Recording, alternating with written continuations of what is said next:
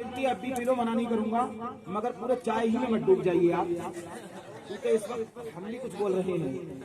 بہرحال یہ جملہ میں نے بول دیا، اس طرف توجہ کیجیے گا۔ اس وقت مرکز جو ہے یہ مسند رسول ہے آپ کی نگاہیں ادھر جمی ہوئی ہونی چاہیے۔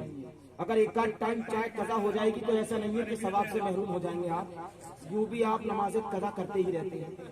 جو چیز قضا نہیں کرنا چاہیے وہ قضا ہو رہی ہے، اور جس کو ادا کبھی کبھی کرنا چاہیے وہ ہر وقت ادا کرنا چاہیے۔ 4 بجے کی چائے ہے تو 4 بجے ہونا چاہیے۔ ارے بہو نے لاڑی نے چائے نہیں بنائی، ارے اگر نہیں بنی تو کیا ہو گیا میاں، یہ کوئی ثواب یا فائدہ یا نقصان تو تھا نہیں اس میں، لیکن وہ اللہ تعالیٰ کی طرف سے جو تم پہ فرض ہوئی وہ پورے ہفتے چھوڑی تو کبھی دل میں احساس نہیں ہوا کہ ہم نے کیا کر دیا۔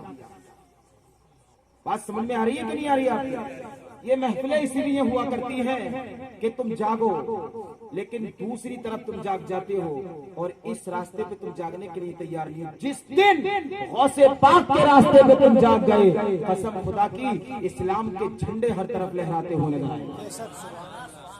ہمیں کسی کا کوئی خوف کوئی ڈر نہیں ہے، جس خدا نے ہمیں پیدا کیا ہے وہی ہمارا رکھوالا ہے۔ زور سے بولو سبحان اللہ۔ محترم حضرات، تو اچھے بن کر رہیے، سچے بن کر رہیے۔ جو سچے ہوتے ہیں اللہ تعالیٰ ان کی ایک الگ پہچان کرتا ہے۔ میں نے آج جمعے میں ایک جملہ دیا تھا آپ کو، ماشاءاللہ بہت اچھا ماحول تھا۔ اگر وہی ماحول آپ جب تو ان میں سے آدھے لوگ تھے تب اتنا بہترین ماحول تھا چھوٹی سی تقریر میں، اگر آپ اس وقت سمرتھن کریں گے تو میں ایک واقعہ چھیڑ رہا ہوں کہ غوث اعظم روشن ضمیر دستگیر کتنی طاقت والے ہیں اور وہ کتنا عطا کر دیتے ہیں اور کب دے دیتے ہیں کسی کو معلوم ہی نہیں ہوتا ہے، سبحان اللہ، اور کسی کو شرمندہ بھی نہیں ہونے دیتے ہیں۔ محترم حضرات، دن جمعے کا تھا اور حضرت عبدالصمد بن حمام رحمت اللہ تعالی علیہ، یہ انہی کے دور کے مشائخ عظام میں سے ہیں، مگر یہ بھی تھوڑی سی کھلس غوث اعظم کی طرف سے رکھتے تھے۔ اور جمعے کا دن حاجت کے لیے آپ جا رہے ہیں اور دیکھتے ہیں کہ ٹائم ہو گیا نماز کا، چلو آج مدرسہ نظامیہ کی مسجد ہی میں نماز جمعہ ادا کر لیتے ہیں۔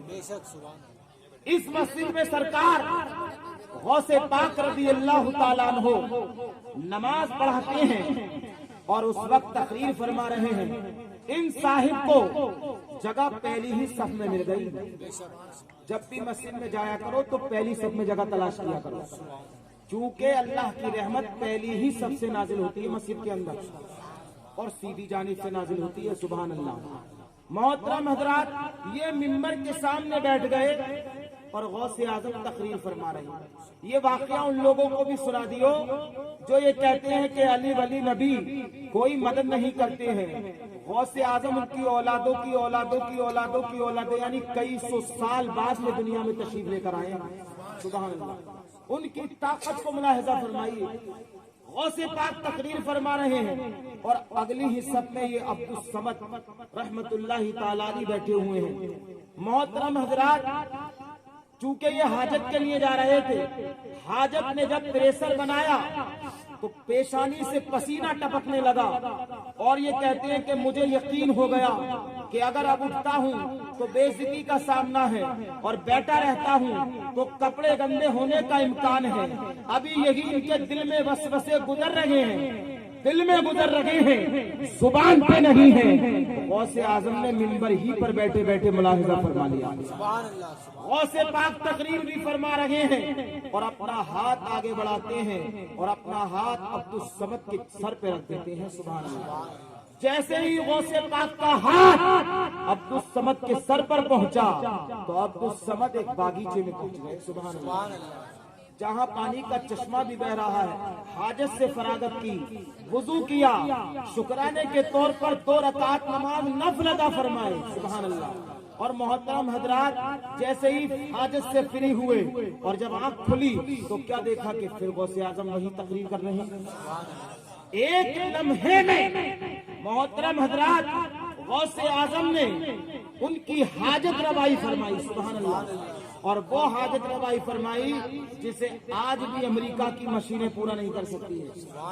چاہے کتنی بھی ترقی کی ہو انہوں نے، مگر ایسا کر کے نہیں دکھا سکتے ہیں وہ کہ کسی کو ایک لمحے میں وہاں سے وہاں پہنچا دیں اور بیٹھے بیٹھے بغیر کوئی انٹرنیٹ کی مدد لیے ہوئے۔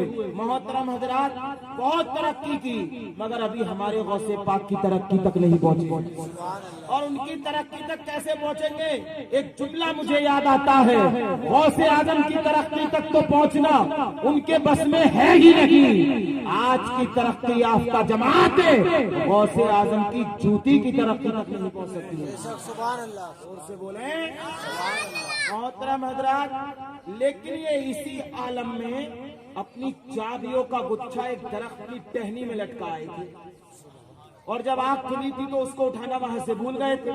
اب نماز بھی پڑھ لی، اپنے گھر پہنچے، جیب میں ہاتھ ڈالا تو چابیاں غائب تھی، تالے توڑوا دیے گئے، اور اگلے دن ایک سفر پہ روانہ ہوئے۔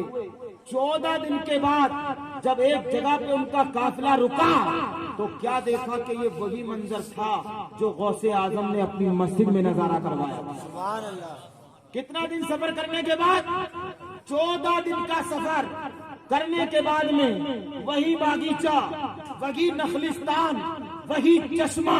محترم حضرات، ان کو یاد آیا کہ یہ تو وہی جگہ ہے، اگر وہی جگہ ہے تو میں وہاں چابیاں بھول گیا تھا۔ سبحان اللہ۔ جب اسی درخت کے پاس پہنچے تو چابیاں ٹنگی ہوئی ہیں، جیب میں رکھ لی۔ محترم حضرات، جب واپس پلٹ کر لوٹے تو غوث پاک سے اس واقعے کو بتانے گئے۔ میں غوث پاک کا جملہ سنانے سے پہلے آپ کو یہ بات بتانا چاہتا ہوں کہ آج کل اگر ذرا سا تھوڑا سا کرامت کی کوئی جھلک دکھ جائے تو کتابیں چھپ جاتی ہیں، میڈیا پر برسنے لگتے ہیں لوگ، اخباروں میں چھپنے لگتا ہے کہ یہ چمتکار ہو گیا، وہ چمتکار ہو گیا، مگر میرے غوث اعظم اس شخص کا چہرہ دیکھنے کے بعد ارشاد فرماتے ہیں، کیا تم مجھے وہی بتانے آئے ہو کہ 14 دن پہلے جو چابیاں تم میری مسجد کے نظارے میں بھول گئے تھے، آج وہ چابیاں تمہیں مل گئی ہیں۔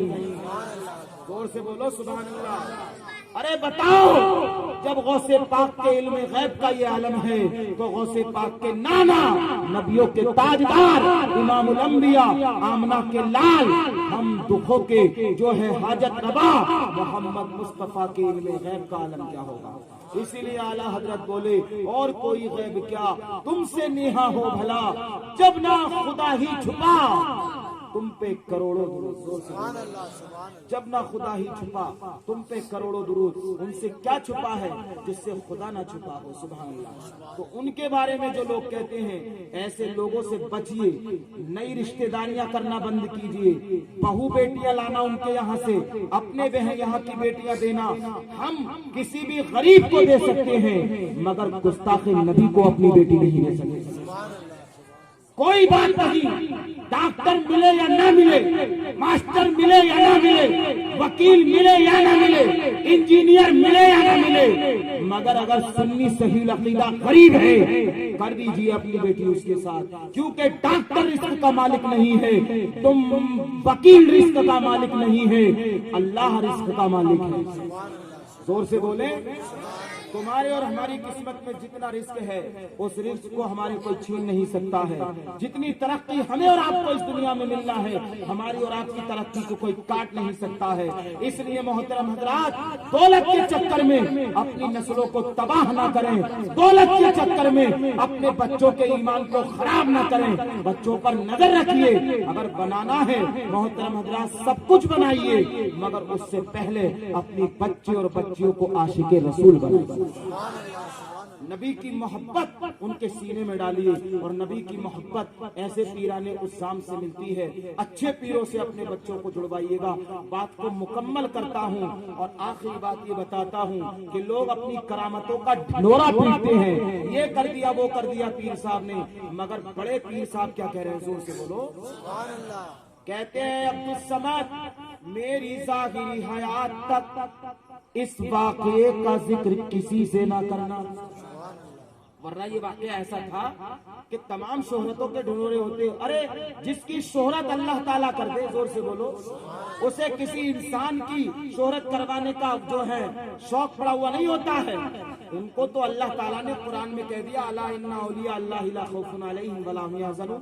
ان لوگوں کو اللہ نے قرآن میں کہہ دیا یا ایھا الذین آمنوا اتقوا اللہ وکونوا مع الصادقین. تو جن کا پرچار و پرسار ان کے پیدا ہونے سے پہلے اللہ تبارک و تعالیٰ قرآن میں کر دے, تمہارا ہمارا پرچار ہماری اور تمہاری موت کے ساتھ ختم ہو جائے گا. مگر اللہ نے اپنے ولیوں کا جو ذکر قرآن میں کیا ہے وہ قیامت تک ہوتا رہے گا.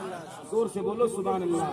تو یہ دنیا والوں کی شہرت کے نہ کل محتاج تھے نہ آج محتاج ہیں. ان کی شہرت کے ڈنکے, ان کی شہرت کے چرچے تو اللہ نے کلام پاک میں فرما دیے ہیں. جو قرآن کا ماننے والا ہوگا, جو قرآن کا پڑھنے والا ہوگا, وہ اللہ کے ولیوں سے محبت کرنے والا ہوگا. خوب کی سیرے چمن پھول چنے شاد رہے, باغ با جاتا ہوں میں گلشن تیرا آباد رہے. وآخر دعوانا ان الحمدللہ رب العالمین. السلام علیکم ورحمۃ اللہ وبرکاتہ.